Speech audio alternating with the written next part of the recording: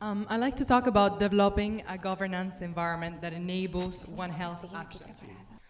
Although some integration of knowledge from different disciplines, institutions, and sectors can and does take place intuitively, in many circumstances, we believe that it needs to become a regular, routine, and institutionalized process at project, program, and policy levels. I love this quote because it's really letting us know that One Health should not only be part of isolated project and specific policy areas, but it needs to become a core operational practice of how governments operate. This requires governments to build a shared vision across different departments, across different directorates, across different groups for how to support the institutionalization of One Health. What I mean by institutionalization, I mean creating an enabling environment across governance, policy, public and private collaborations that enables One Health action. So for this speech, I would like to lay 4 directions for how to move forward with this, knowing very well that means to achieve it will change a lot depending on the institutional context, environmental and health vulnerabilities of each region and of each country. May I pass the siguiente slide? Thank you. So the first one is embedding One Health collaborations, learning, and knowledge sharing in institutional process. I'm talking about having specific coordination structures, resource sharing spaces, efficient communication across sectors, funding that enables multi-sector collaboration, which is not often the case within governments.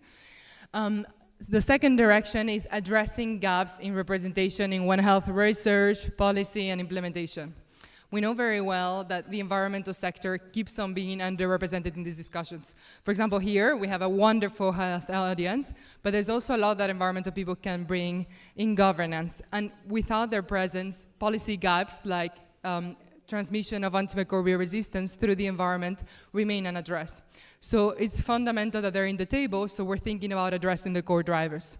The second element is bringing social science expertise. A lot of health issues are underpinned by socioeconomic and political factors, and we need to have the social science inside if we're going to make solutions effective, inclusive, equitable, and that account for the lived experiences of the communities we're targeting. The third one is enhancing One Health leadership. And we need informed leadership integration and implementation across governance levels. What I mean by that is we need One Health strategies that account for the cross-cutting elements across international agreements in the way we're implementing them. That's essential if we're going to have efficient resource allocation and if we're going to maximize the impact of these efforts. I'm talking links between the Pandemic Accord, the international health regulations, the global biodiversity framework that are often accounted in how we implement them in governance.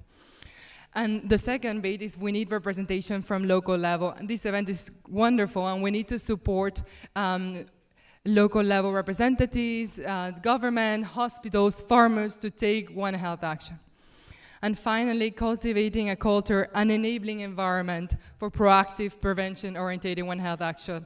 We're still often thinking about One Health as hazard management and responses to these hazards.